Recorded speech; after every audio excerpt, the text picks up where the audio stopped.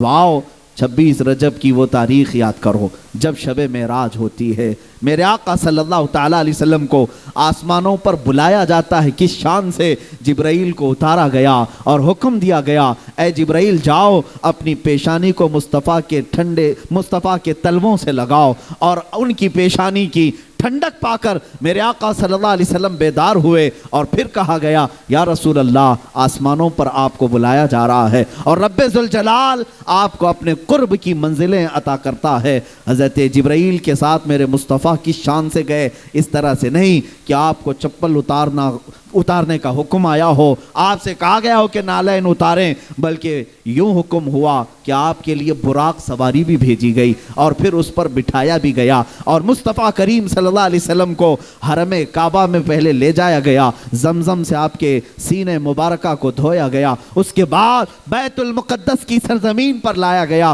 میرے آقا صلی اللہ علیہ وسلم وہاں موجود تھے، تو جس وقت میرے آقا تشریف لائے 1,24,000 کم و بیش انبیاء وہاں صفوں میں موجود تھے، سب نے میرے آقا کا استقبال کیا۔ رسول پاک صلی اللہ تعالیٰ علیہ وسلم سیدھے مصلی امامت پر تشریف لے گئے اور انبیاء کرام کو نماز پڑھائی، امامت فرمائی۔ وہ جو نماز تھی وہ اللہ بہتر جانے۔ میرے عزیزو، نماز کے بعد ہر نبی نے آپ کی شان میں قصیدہ پڑھا، میرے آقا کی تعریف بیان کی، اور یہاں ہونے کے بعد آسمانوں کا سفر کیا، 7واں آسمان دیکھے، سدرۃ المنتہا پہنچے، عرش و کرسی، لوح و قلم، جنت و دوزخ سب کے نظارے کیے، اور اس کے بعد وہ مقام بھی آیا جہاں جبرائیل بھی آگے جانے سے منع کرنے لگے، اب میرا مقام نہیں ہے، آپ جائیں میرے مصطفیٰ۔ میرے آقا صلی اللہ علیہ وسلم لامکان کا بھی سفر طے کرتے ہوئے رب ذوالجلال کی بارگاہ میں اتنا قریب ہوئے کہ قرآن کہتا ہے فَكَانَ قَابَ قَوْسَيْنِ أَوْ أَدْنَىٰ، 2 تیروں سے بھی کم کا فاصلہ رہ گیا تھا، 2 ہاتھ سے بھی کم کا فاصلہ رہ گیا تھا رب ذوالجلال کی بارگاہ میں۔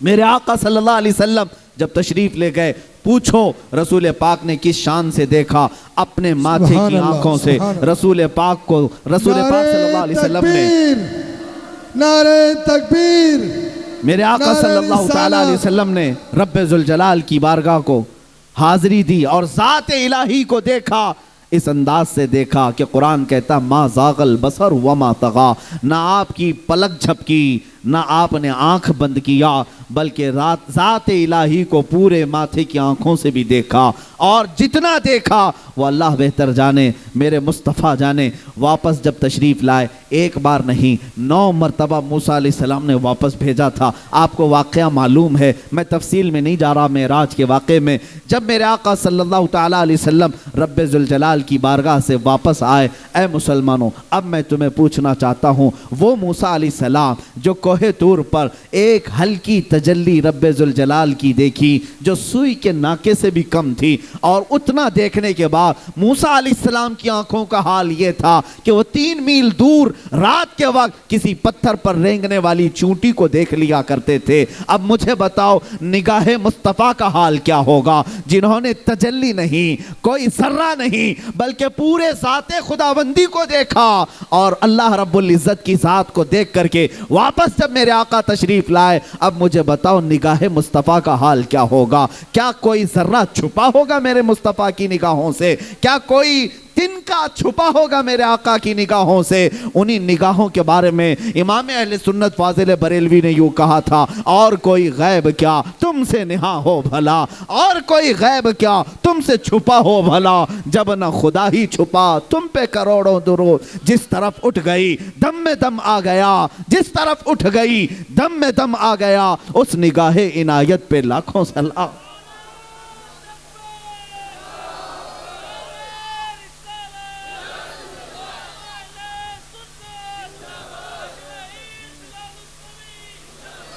شان مصطفیٰ رسول پاک صلی اللہ تعالیٰ علیہ وسلم تشریف لے گئے اور واپس بھی آئے۔ اب یہاں لگے ہاتھوں ایک بات، معراج کا سما تو ہے نہیں لیکن ہے میلاد مصطفیٰ، ہم میرے آقا صلی اللہ تعالیٰ علیہ وسلم کی شان بیان کر رہے ہیں۔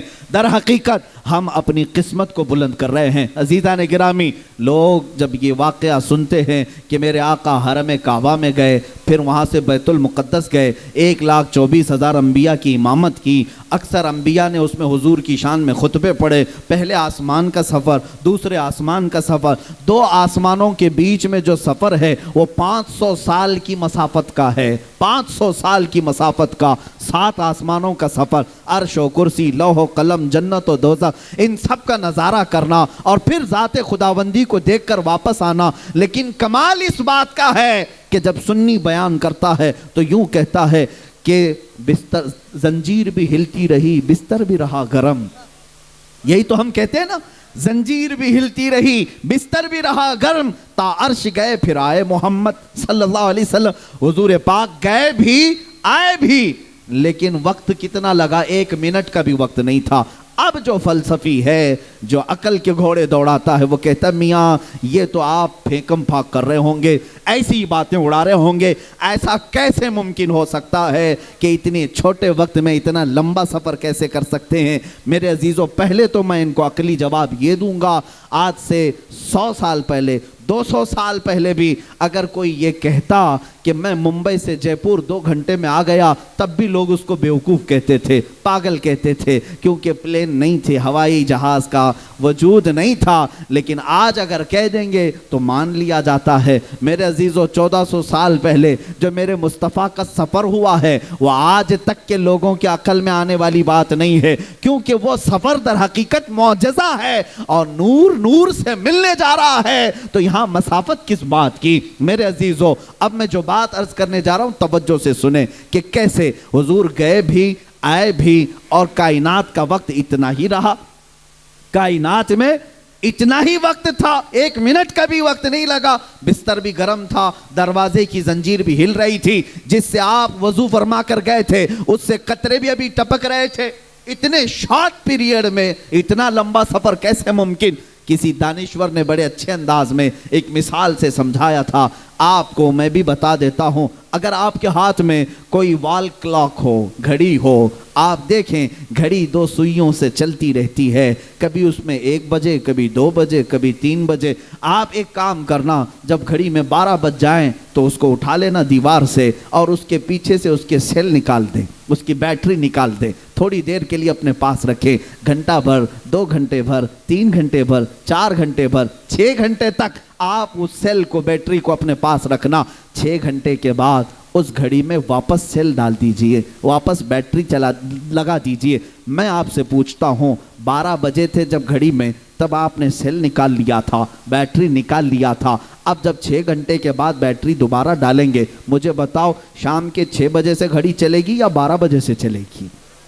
سب کو پتا ہے 12 بجے سے ہی چلے گی۔ 6 گھنٹے یہ آف تھی اس لیے کہ بیٹری نکال لی گئی تھی، سیل نکال لیا گیا تھا۔ میرے عزیزو، یہ مثال تمہارے ذہنوں کو قریب کرنے کے لیے عرض کر رہا ہوں۔ جس طرح گھڑی کی سوئیاں بیٹری نکالنے سے رک جاتی ہے، جب معراج کی شب تھی، مولا رب ذوالجلال نے جانے کائنات محمد الرسول اللہ کو کائنات سے بلند کر دیا تھا اور اس کائنات سے اپنے دربار میں بلایا تھا، تو جو نظام یہاں تھا وہ جہاں کا تھا وہیں رک گیا۔ اس لیے کہ ہمارا یقین تو یہ ہے، یہ کائنات پوری رب ذوالجلال نے مصطفیٰ کے صدقے میں بنائی ہے، میرے آقا کے صدقے میں بنائی ہے۔ اس کی سوئیاں جو کائنات کی چلتی ہیں وہ مصطفیٰ کی شان سے چلتی ہیں، میرے آقا صلی اللہ علیہ وسلم کی برکت سے چلتی ہیں۔ اور جب رسول پاک صلی اللہ تعالیٰ علیہ وسلم معراج کی شب نہ اس روئے زمین پر تھے اور نہ اس کائنات میں تھے، وہ آسمانوں پر گئے۔ اب ہمیں پتہ نہیں 500 سال کے لیے گئے تھے یا 5000 سال کے لیے گئے تھے یا 5 لاکھ سال کے لیے گئے تھے، ہمیں پتہ نہیں، لیکن اتنا ضرور پتہ ہے کہ جب وہ جانے کائنات واپس تشریف لائے تو اس کائنات کا ٹائم اور وقت جہاں رکا تھا واپس وہیں سے چلنے لگ گیا۔ اسی کو امام اہل سنت فاضل بریلوی نے یوں فرمایا تھا، وہ جو نہ تھے تو کچھ نہ تھا، وہ جو نہ ہو تو کچھ نہ ہو۔ بات سمجھ میں آ رہی ہے؟ وہ جو نہ تھے تو کچھ نہ تھا، وہ جو نہ ہو تو کچھ نہ ہو۔ ارے جان ہے وہ جہان کی اور جان ہے تو جہان ہے۔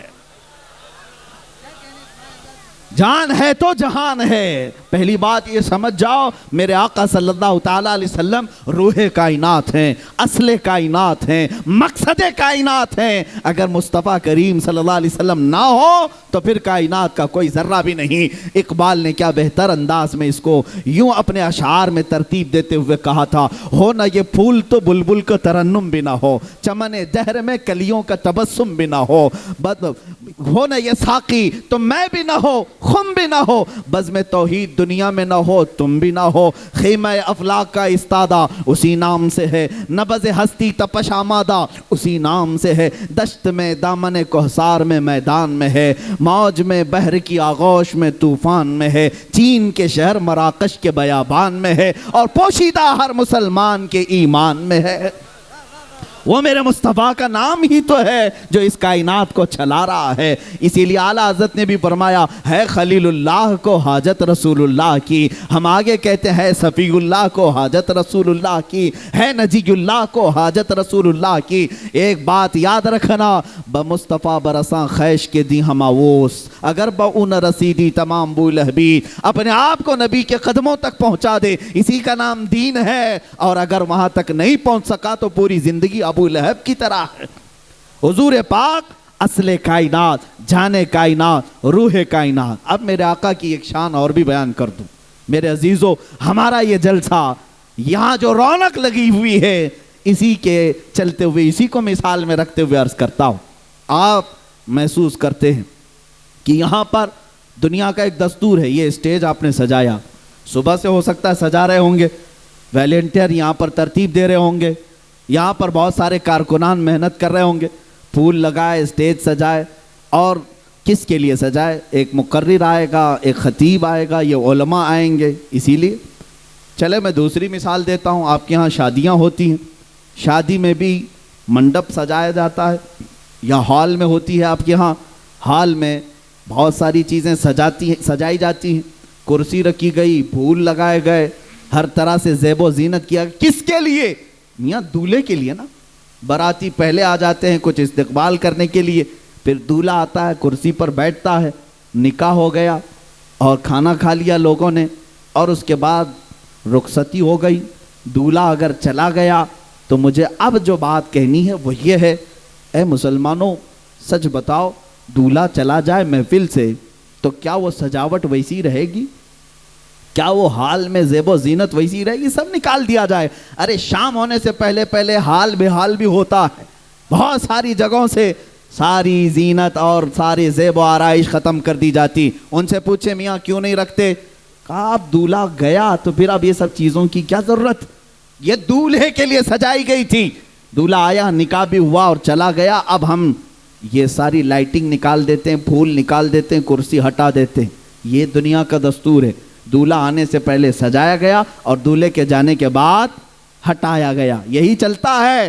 اب میں آپ کو بتاؤں، حدیث پاک کی روشنی کے مطابق اللہ رب العزت نے اس پوری کائنات میں پہلے زمین کو بچھایا، پھر آسمان کا چھت تانا اور درختوں کے کمکمے لگائے گئے، ستاروں سے جگمگایا گیا، چاند و سورج کو لائٹنگ میں بھیجا گیا، اور 1,24,000 نبیوں کو باراتی بنا کر بھیجا گیا۔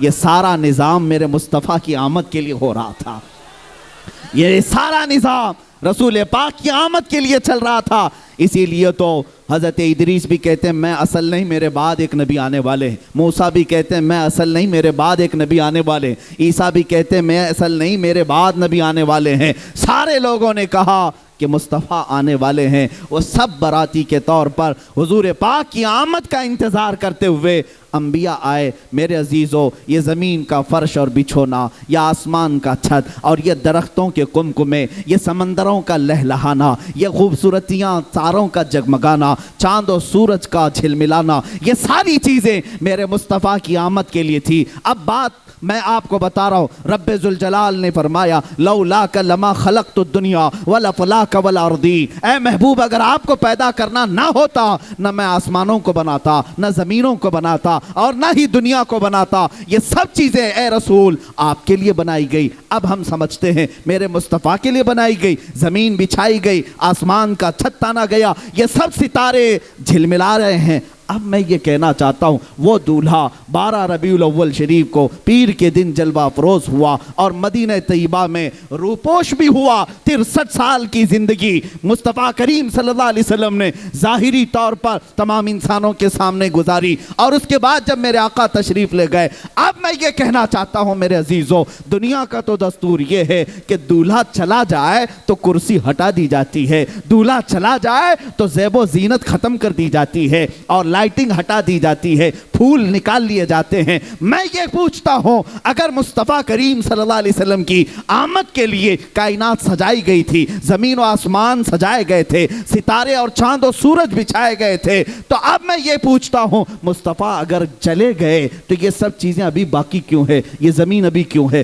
یہ آسمان کیوں ہے؟ یہ تارے ابھی کیوں چمک رہے ہیں؟ یہ چاند کیوں جھلملا رہا ہے؟ یہ سورج ابھی کیوں چمک رہا ہے؟ یہ ساری چیزیں اے مسلمانوں, ان اشیاء سے اگر تم پوچھو گے تو یہ ببانگے دہل کہیں گے, سورج بھی کہے گا, چاند بھی کہے گا, تارے بھی کہیں گے, زمین و آسمان بھی کہیں گے. اے عقل کے اندھے ذرا آنکھ کھول اور دیکھ, دولہا گیا نہیں, روپوش ہوا ہے, سلطنت اس کی محشر تک قائم ہے. وہ دولہا صرف روپوش ہوا ہے, یہی تو سنیوں کا عقیدہ ہے. تو زندہ ہے واللہ, تو زندہ ہے واللہ, میری چشم عالم سے چھپ جانے والے, چمک تجھ سے پاتے ہیں سب پانے والے. یا رسول اللہ میرا دل بھی چمکا دے چمکانے والے. عزیزان گرامی, یہ ہے شان مصطفیٰ. آپ یہ ہمارا مسکرانا, یہ ہمارا چہچہانا, یہ سب مصطفیٰ کی بدولت ہے, انہی کی برکت ہے. یہ زمین جو باقی ہے میرے مصطفیٰ کے نام سے باقی ہے. اور دوسری بات یہ بھی میں بتا دوں, بعض لوگوں کو دلیل کے طور پر نہیں بلکہ ان کو سمجھانے کے لیے, بادشاہ حضور صلی اللہ تعالیٰ علیہ وسلم کو ہم بادشاہ اعظم کہتے ہیں.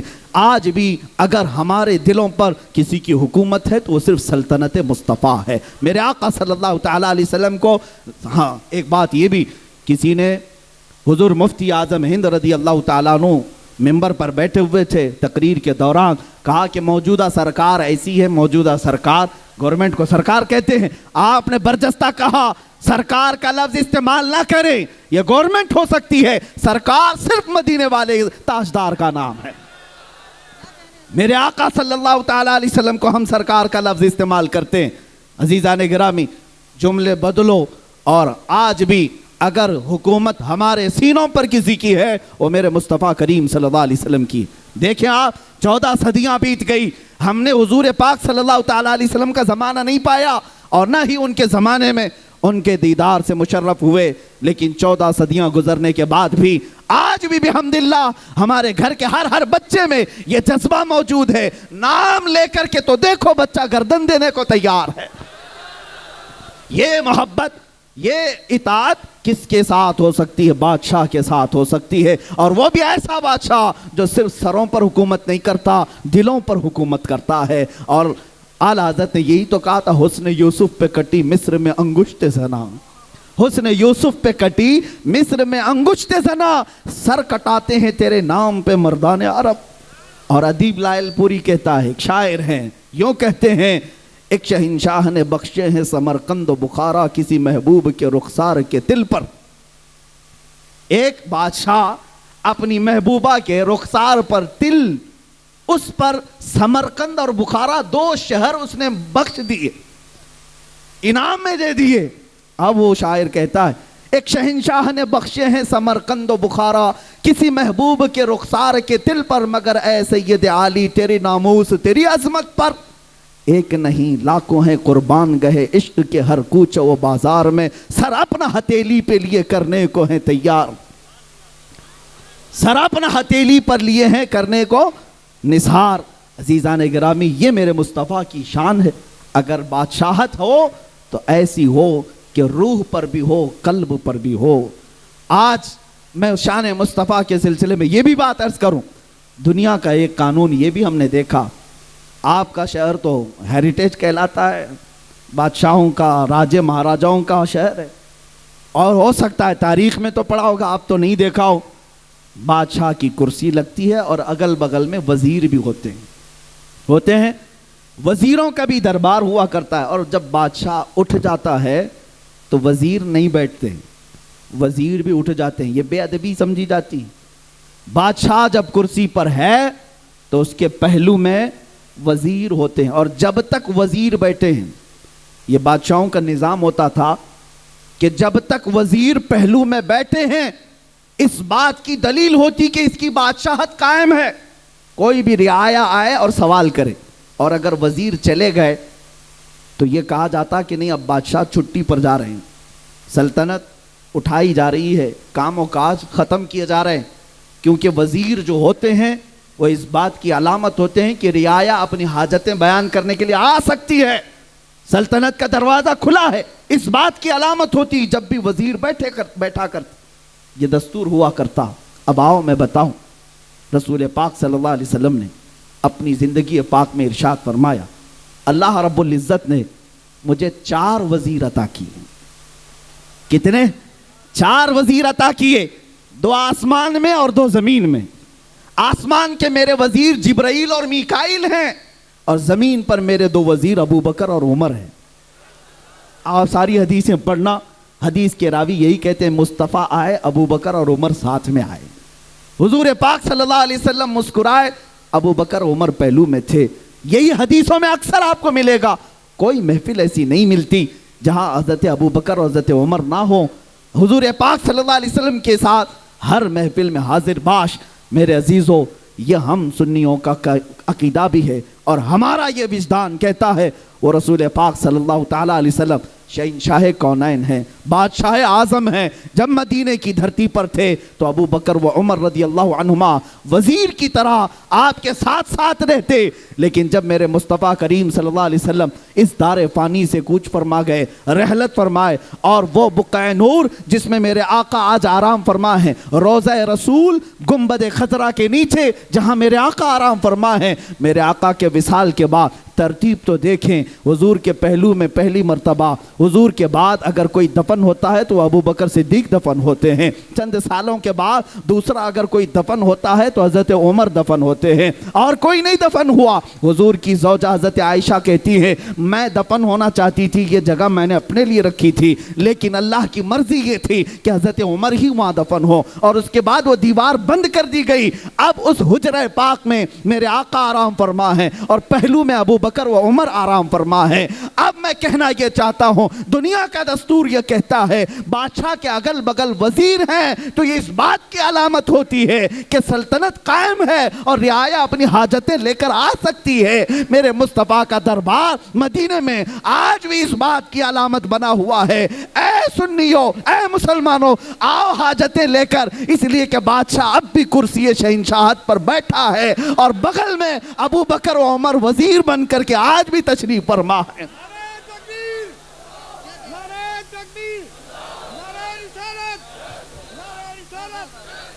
عزیزان مکرم، بادشاہت آج بھی قائم ہے، اور وزیر اب بھی پہلو میں آرام فرما ہے۔ اتنا ہی نہیں، میرے آقا فرماتے ہیں جب سور پھونکا جائے گا قیامت کے دن اور سارے لوگ اپنی اپنی قبروں سے اٹھیں گے، حضور فرماتے سب سے پہلے جو اپنی قبر سے اٹھے گا وہ محمد الرسول اللہ صلی اللہ علیہ وسلم۔ حضور فرماتے میں اٹھوں گا، میرے بعد ابو بکر اور عمر اٹھیں گے، اور پھر حضور صلی اللہ علیہ وسلم محشر کا میدان بھی کس شان سے بیان کرتے ہیں، ارشاد فرماتے ہیں میدان محشر قائم ہوگا، میں اس حالت میں آؤں گا کہ میرا ایک ہاتھ ابو بکر کے کندھے پر ہوگا، دوسرا ہاتھ عمر کے کندھے پر ہوگا۔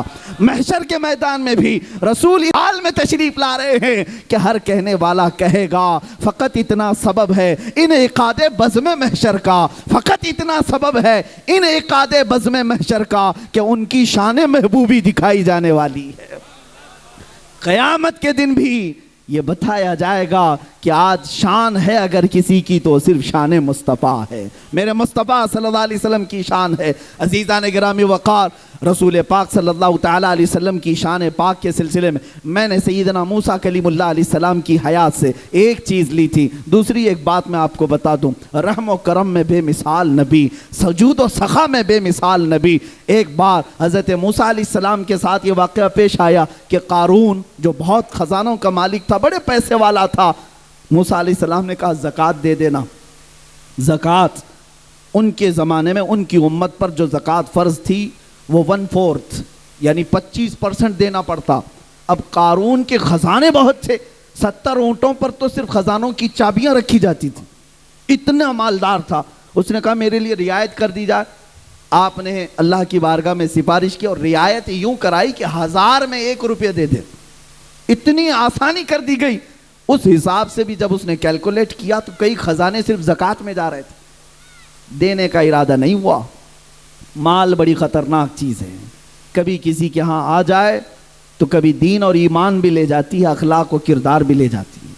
لیکن دعا یہ کرنا مال آئے تو عثمان غنی کا مال آئے, ابو بکر صدیق کا مال آئے, پھر کروڑ پتی بھی بنو کچھ فرق نہیں پڑتا. ہاں, اللہ اور رسول سے غافل کرنے والا مال نہیں آنا چاہیے. حضرت موسیٰ علیہ السلام کے ساتھ اس نے کیا کیا, قارون نے ایک عورت کو پیسہ دے کر کے زنا کا الزام لگانے کے لیے محفل میں حاضر کیا اور کہا کہ جب میں اشارہ کروں تو کہہ دینا میرے پیٹ میں موسیٰ کا بچہ پل رہا ہے. نبی پاک پر توہین, الزام, بہتان. عورت بارگاہ میں حاضر ہوئی, سب مجمع میں. قارون کھڑا ہوا اور پوچھا زنا کی کیا سزا ہے؟ میرے موسیٰ علیہ السلام نے یوں کہا کہ اس کو پتھر مار کر کے ہلاک کر دیا جائے. اس نے کہا اگر آپ کریں تو معاذ اللہ. موسیٰ علیہ السلام جلال میں آ گئے. اللہ کے نبی, کوئی چھوٹا عیب بھی نبیوں پر نہیں آ سکتا, زنا بہت دور کی چیز ہے. اس نے اشارہ کیا عورت کو کہ کھڑی ہو جا, بتا تیرے پیٹ میں کس کا بچہ ہے. وہ کھڑی تو ہوئی لیکن بول نہ سکی, تھر تھر کانپتی رہی.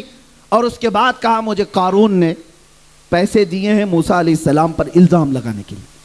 جب یہ بات سنی موسیٰ علیہ السلام کو اتنا جلال آیا, آپ نے زمین کو حکم دیا اے زمین پھٹ جا اور اسے نگل جا. زمین پھٹ گئی. قارون زمین کے اندر دھنستا رہا, دھیرے دھیرے اس کے پیر گھس گئے, کمر تک آ گئی. اس وقت اس نے کہا موسیٰ تم مجھے زمین میں دھسا کر میرے خزانوں پر قبضہ کرنا چاہتے ہو؟ موسیٰ علیہ السلام نے رکوا دیا, پھر حکم دیا اے زمین اس کے سارے خزانوں کو نگل جا. زمین پھٹ گئی, سارے خزانے تہس نہس ہو گئے. آج مصر کی سرزمین پر فیوم ایک جگہ ہے, وہاں پر بحیرہ قارون ایک جگہ ہے جہاں پر یہ سارے خزانے دھسا دیے گئے. اب وہاں ریت کے علاوہ کچھ نہیں ملتا, ریت ہے یا پانی. اب قارون کو موسیٰ علیہ السلام نے دھسانے کا حکم دیا, زمین نگلتی چلی گئی, نگلتی. گردن تک آنے پر اس نے پکارا اے موسیٰ معاف کر دو, اے موسیٰ معاف کر دو. موسیٰ علیہ الصلوۃ والتسلیم اس کی طرف توجہ بھی نہیں فرمائی کیونکہ اس نے زنا کی تہمت لگائی, اور تھوڑی دیر میں وہ زمین میں دھس گیا اور ختم ہو گیا. ایک واقعہ اپنے ذہن میں یہ رکھو, موسیٰ علیہ السلام اللہ کے نبی ہیں اور ان پر تہمت لگایا اور اس نے انجام دیکھ لیا. اب یہاں پر آئے مکہ مکرمہ کی سرزمین, میرے مصطفیٰ کریم صلی اللہ علیہ وسلم کو قتل کرنے کے منصوبے بنانے والے مشرکین تلواریں سونتے کھڑے ہوئے. حضور ان کے درمیان سے نکل کر کے مدینے کے راستے پر چلے گئے, اور مدینہ طیبہ جب جانے لگے عرب کے بڑے بڑے رئیسوں نے اعلان کیا کہ جو محمد اور ان کے ساتھی ابو بکر کو ڈھونڈ لائے اسے 100 اونٹ انعام میں دیے جائیں گے. 100 اونٹ انعام میں دیے جائیں گے, بڑے مہنگے ہوا کرتے. اب ڈھونڈنے کے لیے لالچی لوگ ہر جگہ پھیل گئے. حضور پاک صلی اللہ علیہ وسلم دوسرے راستے سے مدینے کی طرف جا رہے تھے جو عام راستہ نہیں تھا. پھر بھی ایک شخص سراقہ نام کا حضور کا پیچھا کرتے کرتے وہاں پہنچ ہی گیا. تیر اور ترکش اس کے پاس تھے, کمان میں تیر ڈالا اور تیر لگانے لگا اور حضور صلی اللہ علیہ وسلم کو گرفتار کرنے کے لیے قریب آنے لگا. حضور پاک صلی اللہ علیہ وسلم نے ہو بہو اسی طرح اس کی طرف دیکھا اور فرمایا اے زمین سراقہ کو پکڑ لے. زمین پھٹ گئی, سراقہ گھٹنوں تک اندر چلا گیا, گھٹنوں تک اندر چلا گیا. اب اس کے بعد اس نے پکار کر کے کہا اے محمد صلی اللہ علیہ وسلم, میں نے آپ کو پوری زندگی دیکھا, آپ شریف ہیں, ابن شریف ہیں, ابن شریف ہیں, آپ کے باپ آپ کے دادا سب جود و سخا اور کرم والے لوگ ہیں, مجھے معاف کر دیں, مجھے معاف کر دیں, میں لالچ میں آ گیا تھا. حضور پاک صلی اللہ علیہ وسلم نے اس کو دھسائے نہیں, زمین سے کہا اے زمین سراقہ کو چھوڑ دے. جو جان لینے آیا حضور نے کیا فرمایا, سراقہ کو چھوڑ دے. زمین ہٹ گئی اور سراقہ کے پیر نکل آئے. وہ جب نکل آئے باہر چلنے لگا، میرے آقا اپنا سفر طے کر رہے تھے، تھوڑی دیر کے بعد سراقہ کی نیت پھر خراب ہوئی، دوبارہ پھر حضور کا پیچھا کیا، حضور کا پیچھا کرتے ہوئے قریب آیا، حضرت ابو بکر نے عرض کیا یا رسول اللہ یہ پھر آ گیا ہے۔ میرے آقا نے پیچھے دیکھا اور فرمایا اے زمین سراقہ کو پکڑ لے۔ دوبارہ زمین پھٹ گئی، اب کمر تک دھس گیا، کمر تک دھس گیا، اور اس کے بعد پھر چلانے لگا، رونے لگا، اے محمد آپ کریم ابن کریم ہیں، سخی ابن سخی ہیں، آپ شریف النفس ہیں، آپ سے کبھی کسی نے برائی نہیں دیکھی، مجھے معاف کر دیں، مجھے معاف کر دیں۔ میرے آقا نے پلٹ کر کے دیکھا اور کہا زمین سراقہ کو چھوڑ دے، زمین سراقہ کو چھوڑ دے۔ زمین پھر پھیل گئی اور سراقہ کے قدم وہاں سے نکل گئے۔ ایک طرف عطا ہی عطا ہے، یہ ہے شان مصطفیٰ۔ میرے عزیزو، سراقہ کو تو اب جانا تھا، چلا گیا، تھوڑی دور جانے کے بعد تیسری بار پھر نیت خراب ہوئی۔ ایک ہے میرے مصطفیٰ آزادی پہ آزادی دیتے ہیں اور دشمن پھر حملہ پہ حملہ کرنا چاہتا ہے۔ تیسری مرتبہ آ گیا کہ آپ کسی اور راستے سے آ کر پکڑ لوں، 100 اونٹ کہاں چھوڑوں گا، لالچ۔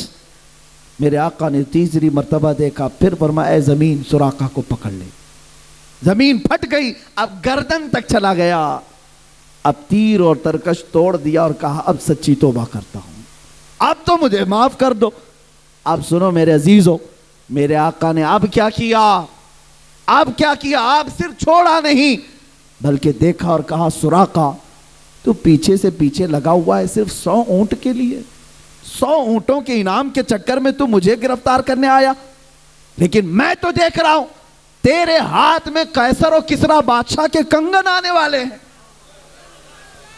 قیصر و کسریٰ بادشاہ اس زمانے کے سپر پاور طاقتوں کا نام تھا، جس طرح آج امریکہ اور رشیا کو کہتے ہیں یا نہیں پتہ نہیں، لیکن کہا جاتا ہے اس زمانے میں ایران اور روم کو سپر پاور قیصر و کسریٰ کہا جاتا تھا، اور ان بادشاہوں کے ہاں سونے کے کنگن پہنے جاتے جو دنیا کے سب سے مہنگے، اور وہ سراقہ کو میرے آقا فرما رہے ہیں میں تیرے ہاتھوں میں قیصر و کسریٰ کے کنگن دیکھ رہا ہوں۔ اتنا سننا تھا، اس نے کہا اشہد ان لا الہ الا اللہ واشہد انک محمد رسول اللہ، وہ کلمہ طیبہ پڑھا۔ اب وہ جو گرفتار کرنے آیا تھا دامن اسلام میں آ گیا، میرے آقا صلی اللہ تعالیٰ علیہ وسلم کی بارگاہ میں اپنی جان نچھاور کرنے کو تیار۔ اب وہ صحابی رسول ہیں، ان کی بارگاہ میں ہم ایک جملہ بھی نہیں کہہ سکتے۔ عزیزان گرامی، یہی شان مصطفیٰ مجھے عرض کرنی ہے، کہیں لوگ مارے جاتے ہیں یا اگر کسی نبی کو جلال آیا تو ہلاک کر دیے جاتے ہیں، مگر میرے مصطفیٰ کا جود و سخا ایسا ہے کہ لوگ اگر جان بھی لینے آئیں میرے مصطفیٰ انہیں معاف کر کے ہمیشہ اپنی غلامی میں قبول فرماتے ہیں۔ ایک دو نہیں، وہ عمر ابن خطاب جو تلوار لے کر میرے آقا کی گردن مارنے جا رہے تھے، لیکن قریب پہنچنے کے بعد میرے آقا صلی اللہ علیہ وسلم کی بارگاہ میں تلوار رکھی اور اپنی گردن بھی رکھ دی اور ہمیشہ کے لیے میرے آقا کے ہو کر رہ گئے۔ ایک دو نہیں، حضرت خالد بن ولید جو حضور کے مقابل میں جنگ احد لڑے اور وہاں پر مقابلہ کیا، ابو سفیان کتنی جنگیں لڑے، لیکن اخیر میں میرے آقا کی غلامی میں آ ہی گئے، اس لیے کہ چہرہ ہی کچھ ایسا تھا میرے آقا کا، دشمن بھی دیکھتا تو کہتا یہ جھوٹے کا چہرہ ہو نہیں سکتا۔ میرے آقا صلی اللہ علیہ وسلم کی بارگاہ میں اب جو بات میں کہہ رہا ہوں صرف میرے آقا نے فرمائی نہیں دیا قیصر و کسریٰ کے کنگن، حضور کی وفات ہوئی، ابو بکر صدیق کی بھی وفات ہو گئی، خلافت فاروقی آئی، حضرت عمر کا زمانہ تھا، اس زمانے میں اسلامی فوجیں ایران پر چڑھائی کی اور روم پر بھی حملہ کیا، قیصر و کسریٰ دونوں کی حکومتیں ختم ہوئیں اور وہاں سے جو مال غنیمت تھا وہ مدینہ لایا گیا، قیصر و کسریٰ کے وہ کنگن بھی لائے گئے۔ لیکن آپ کو ایک بات بتا دوں، حضرت سراقہ رضی اللہ تعالیٰ عنہ ایک بار حضرت عمر کی خلافت کے زمانے میں بہت شدید بیمار ہوئے، اتنے شدید بیمار ہوئے کہ لوگ آخری بار ان کو دیکھنے کے لیے آنے لگے کہ اب ان کی وفات قریب ہے۔ جب لوگ جمع ہوئے گھر میں، حضرت سراقہ نے جلال میں کہا کیوں آ رہے ہو تم لوگ، سب واپس جاؤ، میں مرنے والا نہیں ہوں، تم سمجھ رہے ہو میں مر جاؤں گا؟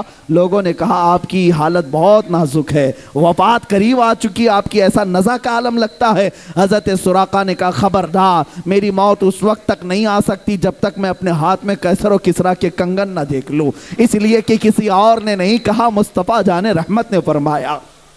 ان کی طبیعت صحیح بھی ہوئی، صحت یاب بھی ہوئے، اور حضرت عمر کے زمانے میں کیسر و کسریٰ کو فتح کیا گیا اور وہ کنگن لائے گئے، حضرت عمر کی بارگاہ میں پیش کیے گئے۔ حضرت عمر نے کہا میں نے رسول اللہ سے یہ سنا تھا کہ یہ کنگن سراقہ کے ہاتھ میں ڈالے جائیں گے، یہ لے جاؤ اے مسلمانوں، یہ امانت ہے، اور لے جا کر کے حضرت سراقہ کو پہنایا گیا۔ میرے مصطفیٰ کی زبان سے جو بات نکلی وہ ہو کر رہی، چاہے دن برباد ہو، سال برباد ہو، 100 سال بعد ہو، لیکن اتنی بات یاد رکھنا، زمین ٹل سکتی ہے، زمانہ ٹل سکتا ہے، میرے مصطفیٰ کا فرمان کبھی ٹل نہیں سکتا۔ حضرت سراقہ کو کنگن ملنے کے بعد پھر ان کی وفات بھی ہوئی۔ عزیزان گرامی وقار، میں گفتگو طویل نہ کرتے ہوئے اپنی گفتگو کو سمیٹتا ہوں۔ شان مصطفیٰ صلی اللہ تعالیٰ علیہ وسلم یہ ہے کہ ان کا خدا خود بیان کرے، اور میرے آقا صلی اللہ تعالیٰ علیہ وسلم کی دنیا میں شان یہ تھی، لوگوں نے حاتم طائی کی سخاوت بیان کی۔ حاتم طائی کے کئی دروازے تھے، جس دروازے سے آدمی جاتا اسے حاتم طائی دے دیتا تھا، نوازتا تھا، لیکن لوگوں نے کہا رسول پاک کی بارگاہ میں جب کبھی کوئی آتا تو ایک ہی دروازہ تھا۔ لوگوں نے یہ کہا ادھر ایک دروازہ اور حاتم طائی کے 7 دروازے۔ کسی عاشق نے کیا خوب جواب دیا، ایسا کیسا ہو سکتا ہے کہ محمد صلی اللہ علیہ وسلم بڑے سخی ہیں، حاتم طائی سے بڑے سخی ہیں، اس کے تو 7 دروازے تھے، ان کا تو ایک دروازہ تھا۔ عاشق رسول نے کہا میاں حاتم طائی کے 7 دروازے اس لیے تھے کہ ایک دروازے سے پیٹ نہیں بھرتا سائل کا، دوسرے دروازے پر جاتا، دوسرے میں پیٹ نہیں بھرتا، تیسرے پر جاتا، تیسرے میں پیٹ نہیں بھرتا، چوتھے میں جاتا۔ وہ 7 دروازوں کے چکر اسی لیے لگاتا کہ ایک دروازے پر پیٹ نہیں بھرتا۔ میرے مصطفیٰ کا ایک ہی دروازہ ایسا ہے، اتنا دیا جاتا ہے کہ اب سائل کے پاس دامن بھی تنگ ہوتا ہے۔ میرے کریم سے گر قطرہ کسی نے مانگا، دریا بہا دیے ہیں، دربے بہا دیے ہیں۔ اس میں ایک بات میں عرض کر دوں، بڑی لگتی ہوئی بات ہے، میلاد قریب آ رہا ہے، ہم سب کے لیے علاج بھی ہے، دوا بھی ہے۔ میں تقریباً ہر میلاد میں اس حکایت کو بیان کرتا ہوں، سعادت الدارین میں موجود یہ حکایت ایمان افروز ہے۔ ایک غریب آدمی، مفلس آدمی، قرض میں ڈوبا ہوا، پریشان حال، کئی لوگوں کے قرضے لیا ہوا آدمی تھا، اور اس کے جو قرض دار تھے انہوں نے پیسے مانگے، جب وہ دے نہیں سکا تو قاضی اسلام جو اس وقت تھے ان کے پاس مقدمہ کر دیا کہ یہ ہمارے پیسے لیتا ہے، کھا جاتا ہے، دیتا نہیں۔ قاضی نے بلایا اور کہا کیوں نہیں دیتا؟ کہا غریب آدمی ہوں، پیسے نہیں ہیں۔ کہا یہ بہانہ نہیں چلے گا، ان لوگوں کے جو تو نے قرضے لیے، قرض میں ڈوبے ہوئے لوگ جو آتما ہتیا کرتے ہیں، خودکشی کرتے ہیں، سن لو، بزدل نہ بنو، جان تمہاری بڑی قیمتی ہے۔ قرض میں اگر آج ڈوبے ہو، میاں اندھیرا آنے کے بعد اجالا بھی رب ذوالجلال ہی لاتا ہے۔ زندگی میں اگر اندھیرا آیا تو ڈرنا نہیں، کل کی صبح ہونے والی ہے، سورج تو نکلے گا۔ اب وہ قرضدار کو قاضی نے کہا 3 دن کا ٹائم دیتا ہوں، اگر ان کا قرضہ دے دیا تو ٹھیک ہے، ورنہ تجھے جیل میں ڈال دوں گا، جیل میں بھیج دوں گا۔ چھوٹے چھوٹے بچے تھے، بیوی تھی، روتا ہوا باہر نکلا، ایک بزرگ سے ملاقات ہوئی، پوچھا کیا بات؟ بتایا ایسا ایسا معاملہ ہے، قرض میں پریشان ہوں۔ اس بزرگ نے کہا کوئی بات نہیں، دنیا میں تجھے اگر تکلیف ہوئی ہے تو ایک کام کر، رات کو جا، نماز عشاء کے بعد کسی ایک اندھیری کوٹھری میں بیٹھ کر کثرت سے میرے آقا پر درود بھیج، حضور کو یاد کر، اور اپنے غم کی داستان حضور کو ہی سنا۔ ان کا دربار آج بھی کھلا ہے۔ اس نے اس بات میں ہمت محسوس کی اور گھر آیا۔ رات کا وقت جیسی ہوا، نماز عشاء کے بعد کمرہ بند کر کے ایک اندھیری کوٹھری میں رونے لگ گیا۔ اور جب کسی پر غم آ جاتا ہے تو بے اختیار آنسو بھی نکلتے۔ درد اس طرح کا تھا کہ کوئی چیز اس کے پاس نہیں تھی، بیوی بچوں کو پالے کیسے اور قرضہ ادا کیسے کرے۔ روتا روتا درود تو پڑتا رہا، اور جب کافی رات ہو گئی، آنکھ لگ گئی، وہیں گر گیا، بستر پر لمبا ہو گیا۔ اور میرے عزیزو، یہی وہ رات تھی جب خواب میں تاجدار مدینہ تشریف لائے، میرے آقا صلی اللہ علیہ وسلم تشریف لائے۔ اللہ اللہ، وہ آفتاب رسالت، چمکتا ہوا چہرہ، گلاب کی پنکھڑیوں والے لب، جب میرے آقا تشریف لائے یہ کھل گیا اور خواب میں ہی میرے آقا کے قدموں میں گرا۔ میرے آقا صلی اللہ علیہ وسلم نے کیا فرمایا؟ اے میرے غلام، کیا تو نے مجھے یاد کیا؟ کیا تو نے مجھے پکارا؟ ایک بات ہم نے بزرگوں سے سنا ہے، محمد کو ہم غم گساروں میں ڈھونڈو، محمد کو ہم بے قراروں میں ڈھونڈو۔ رسول پاک صلی اللہ تعالیٰ علیہ وسلم جب کسی کا دل ٹوٹ جائے اس کے ہاں تشریف لاتے ہیں۔ اب اس غریب نے رونا شروع کیا، آقا میرے حال سب آپ پر آیا ہیں، آپ جانتے ہیں میں مفلس آدمی، غریب آدمی، تنگ دست آدمی۔ یہ حضور کی وفات کے 400 سال بعد کا واقعہ ہے، حضور کی وفات کے 400 سال بعد کا واقعہ۔ رونے لگا، کہا کہ میں قرض سے پریشان ہوں، قاضی نے مجھے کورٹ میں بلا کر کے کہا 3 دن میں اگر قرضہ نہیں دے گا تو جیل میں ڈال دوں گا، میرے بچوں کا کیا ہوگا، میری بیوی کا کیا ہوگا؟ رسول پاک صلی اللہ تعالیٰ علیہ وسلم صاحب عطا ہیں، وہ کسی کو مایوس نہیں کرتے۔ ارشاد فرمایا ایک کام کر، کل صبح اٹھنے کے بعد شہر میں چلے جانا، شہر میں بادشاہ کا ایک وزیر ہے، اس کا فلاں نام ہے، وہ میرا بڑا عاشق ہے، میرا بڑا عاشق ہے، اس کے پاس جا کر کے کہہ دینا کہ تجھے رسول اللہ نے بھیجا اور جتنے مال کی ضرورت ہے اس سے لے لینا۔ خواب میں میرے آقا نے فرمایا۔ اب اس غریب نے، اس مفلس آدمی نے یہ پوچھا، یا رسول اللہ، بادشاہ کے وزیر کا دربار بڑا، لوگ بڑے آتے ہیں، اگر میں جاؤں، پہلی تو میری کوئی حیثیت نہیں، میں غریب فقیر آدمی، اور کہہ دوں کہ رسول اللہ نے بھیجا، وہ اگر پوچھے گا ثبوت تو میں کیا ثبوت دوں؟ کوئی پروف؟ کیا میں پروف دوں؟ سنیے میرے عزیزو، اللہ کے نبی نے فرمایا اگر وہ تجھ سے سوال کر لے تو اتنا کہہ دینا، اس کے اور میرے بیچ میں ایک راز کی بات ہے جو کوئی نہیں جانتا۔ حضور نے راز کی بات بیان کی، جو وزیر ہے اس کا ایک راز ہے جو میں تجھے بتاتا ہوں، اس نے آج تک اپنی بیوی کو نہیں بتایا۔ وہ روزانہ رات کو سونے کے بعد سورج نکلنے سے پہلے پہلے تک 1000 بار مجھ پر درود بھیجتا ہے، ہر رات کو چھپ کر کے 1000 بار درود بھیجتا ہے، لیکن اس کے پاس جانا تو یہ کہنا کہ اے وزیر، کل کی رات تو نے درود پڑھنا بھول گیا اور سو گیا غفلت میں، کل کی رات تو نے درود نہیں پڑھا، جا کر کے اتنی بات کہہ دے۔ میرے آقا نے فرمایا اب یہ غریب آدمی وزیر کے دربار میں آیا اور آنے کے بعد کہا کہ میں آپ سے اپنی حاجت لے کر کے آیا ہوں، مجھے رسول اللہ نے بھیجا ہے۔ وزیر نے کہا کہ میاں آج لوگ بڑی بات کرنے لگ گئے، مانگنا بھی ہے تو صحیح سے نہیں مانگتے، ایسی بات کرتے ہیں، حضور نے بھیجا، کیسے تو کہتا ہے؟ اس فقیر نے کہا، بڑے اس کو یقین تھا، اس نے کہا ہاں مجھے نبی اکرم صلی اللہ علیہ وسلم نے یہ بھی بتایا، روزانہ سورج نکلنے سے پہلے پہلے تو 1000 بار درود پڑھتا ہے، اور کل کی رات بھول گیا اور غفلت میں سو گیا۔ اتنا سنتے ہی وہ اپنی کرسی سے اچھل آیا اور کہا یہ بات میں نے اپنی بیوی کو تک نہیں بتائی، کسی کو نہیں معلوم، اور اگر تو جانتا ہے تو آج تو میں کامیاب ہو گیا، آج تو میں کامیاب ہو گیا۔ اب مجھے یقین ہوا کہ میرا درود حضور تک پہنچ بھی رہا تھا، میرے آقا سن بھی رہے تھے۔ اے آنے والے بتا تجھے کیا چاہیے؟ اس نے کہا میری یہ حاجت ہے۔ اس وزیر نے کہا 1 2 نہیں، میرا پورا خزانہ تیرے لیے ہے، آج تو نے جو بشارت لائی ہے، آج جو خوشخبری لائی ہے، وہ میری زندگی کی معراج ہے، جس مصطفیٰ کے لیے میں رات رات بھر بیٹھ کر کے درود پڑھتا تھا، ایک غریب نے میرے مصطفیٰ کی بشارت میرے گھر تک لائی ہے۔ عزیزان گرامی وقار، وہ خوش ہو کر بہت سارے مال سے اسے نوازا۔ سنو، ابھی واقعہ ختم نہیں ہوا، اصل بات تو یہاں شروع ہوتی ہے۔ اب وہ لے کر کے آیا، 2 دن بھی نہیں گزرے تھے، قاضی اسلام کے پاس آیا اور قاضی صاحب سے کہا ان قرضداروں کو بلاؤ جو مجھے بار بار قرض کا تقاضا کرتے ہیں، مال کا تقاضا کرتے ہیں۔ انہیں بلایا گیا، قاضی اسلام عدالت کی کرسی پر بیٹھے، اور اس کے بعد اس مفلس اور غریب نے کہا آج جس کا جتنا قرض ہے سب دینے کو تیار ہوں، مال بھی میرے پاس ہے،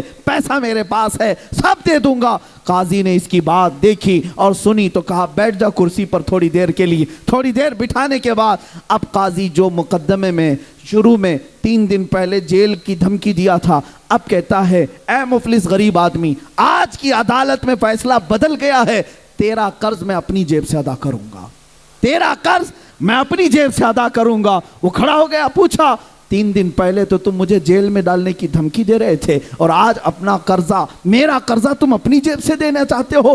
یہی بات 3 دن پہلے بھی کر سکتے تھے۔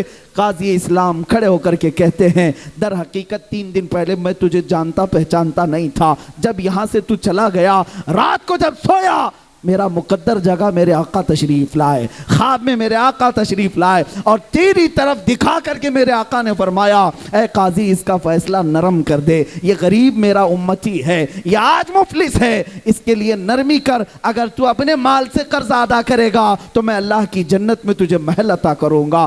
اے غریب، اے مفلس، میں یہ سودا تیرے ہاتھ نہیں بیچنا چاہتا، میں تیرا قرض خود اپنے ہاتھوں سے ادا کروں گا۔ اب قاضی اسلام بتاؤ، کسی کورٹ کا جج کھڑا ہو کر کے کسی مجرم کی طرف سے صفائی دے رہا ہو اور اپنا قرضہ بھی دے رہا ہو، ایسا سننے کو نہیں ملتا۔ جب قاضی اصرار کرنے لگا اور یہ مفلس آدمی، غریب آدمی خود دینے پر اصرار کرتا رہا، یہ دونوں کی تکرار چلتی رہی اور جو مجمع میں قرض دار بیٹھے ہوئے تھے سب اپنی کرسیوں سے کھڑے ہو گئے، کہا قاضی صاحب آپ بھی رہنے دیں، یہ بھی رہنے دیں، ہم نے اپنا قرضہ معاف کر دیا اور اب بھی اس کو اگر ضرورت ہے تو ہم زندگی بھر اس کو قرض دیتے رہیں گے، ہمیں معلوم نہیں تھا کہ میرے مصطفیٰ کی بارگاہ میں اس کا یہ مقام ہے۔ عزیزان گرامی، وہ عدالت کے اس جلسے سے نکلا شاداں و فرحاں ہو کر کے، خوشحال ہو کر کے، اسی واقعے کی طرف میں اشارہ کرتے ہوئے عرض کرتا ہوں، وہی تو دربار ہے، وہی تاجدار مدینہ ہے جن کی سخاوت کا عالم یہ ہے، میرے کریم سے گر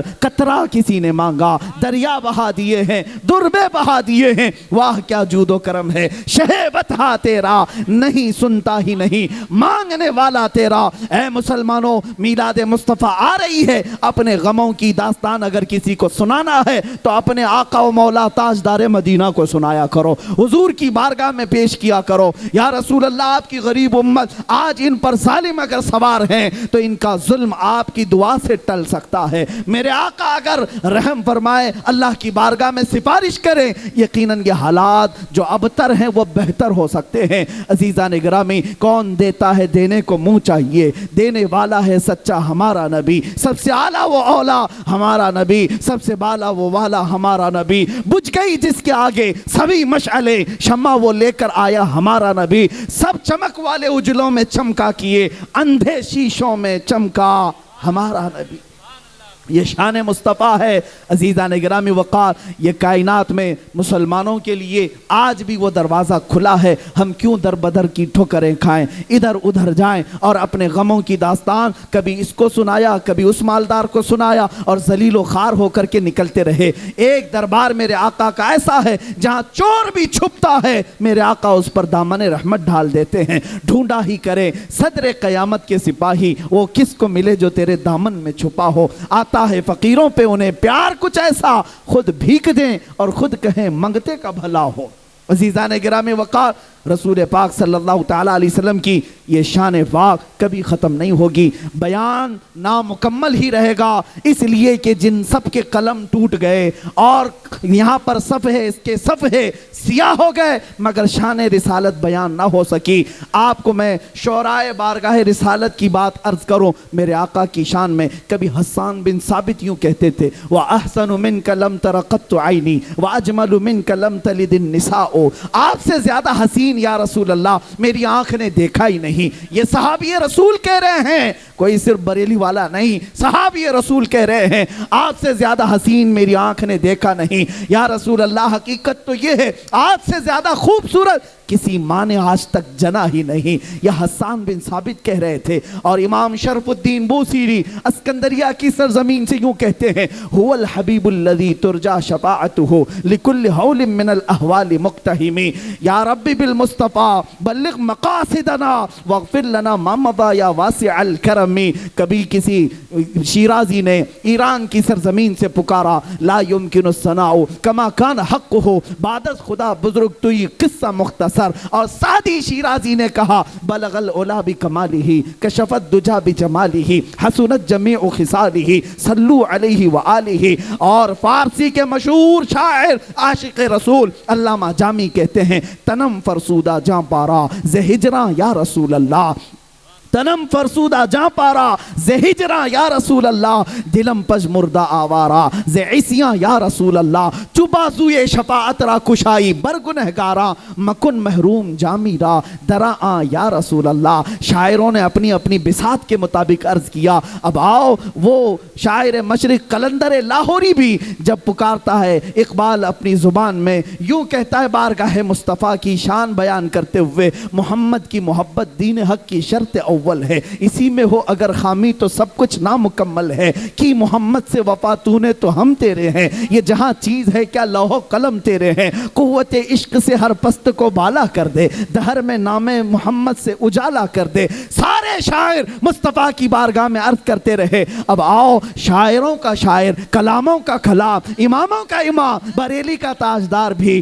بارگاہ مصطفیٰ میں شان بیان کرتے ہوئے یوں کہتا ہے، زمین و زمان تمہارے لیے، مکین و مکان تمہارے لیے، چنین و چنا تمہارے لیے،